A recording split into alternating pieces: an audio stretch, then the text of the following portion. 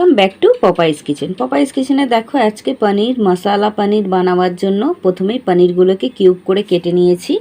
তারই সঙ্গে এখানে আমরা মশলাটা কিছুক্ষণ আগে ভিজিয়ে রেখেছিলাম। এখানে 4টে শুকনো লঙ্কা নিয়েছি, কাজু নিয়েছি একটু, আর এখানে সর্ষে নিয়েছি, গোলমরিচ নিয়েছি।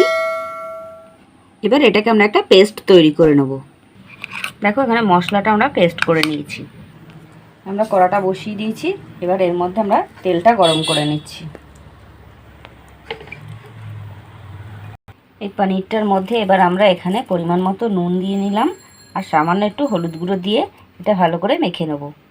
এটা ভালো করে ম্যারিনেট করা হয়ে গেছে, দেখতে পাচ্ছ। ওদিকে তেলটা গরম বসিয়ে দিয়েছি, এবার এটা ভেজে নেব। তেলটা গরম হয়ে গেছে, আমরা একে একে পনিরের কিউবগুলোকে এর মধ্যে এইভাবে দিয়ে ভেজে নেব।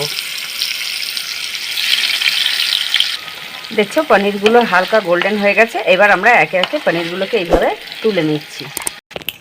পনিরগুলো আমরা তুলে নিয়েছি। এরই মধ্যে ওই তেলের মধ্যেই আমরা একে একে তেজপাতা, এখানে দারচিনি আর 2টো এলাচ আর একটু কাবাব চিনি আর একটু জয়িত্রী দিয়ে নিলাম।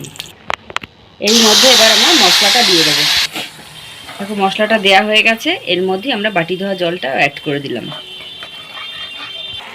এরই মধ্যে আমরা হলুদটাও পরিমাণ মতো অ্যাড করে দিলাম। এরই মধ্যে আমরা পরিমাণ মতো লবণটাও অ্যাড করে দিলাম। এরই মধ্যে আমরা কয়েক দানা চিনিও অ্যাড করে দিলাম। এবার আমরা মশলাটাকে হালকা করে ভালো করে কষিয়ে নেব যতক্ষণ না একটু তেল ছাড়ছে। তেলটা ছাড়লেই আমরা একে একে পনিরগুলোকে দিয়ে নেব। এবার একে একে আমরা পনিরগুলোকে কিউবগুলোকে ভালো করে এর মধ্যে দিয়ে নেব। দেখো এখানে পনিরের কিউবগুলোকে আমরা দিয়ে নিয়েছি। দিয়ে এটা ভালো করে আমরা নেড়ে নিয়ে আমরা একটু এটা মিনিট 2-3 জন্য একটু ঢেকে দেবো। দেখতে পাচ্ছ এটা বলেছিলাম আমি ঢেকে রাখছি। এটা আমি ঢেকে দিয়েছিলাম। দেখতে পাচ্ছ এটা দিয়ে তরকারিটা দিয়ে তেলও ছেড়েছে বেশ খানিকটা। পনিরের এই রেসিপিটা নিরামিষ, কিন্তু এটা তুমি পোলাও, নান বা পরোটার সঙ্গে খুব ভালো যায় আর কি। তোমরা এটা একদিন ট্রাই করতে পারো। এটা খেতেও খুব সুস্বাদু হয়। এটার একটা খুব সুন্দর সেন্ট ছেড়েছে। তোমরা যখন করবে তখন এটা বুঝতে পারবে।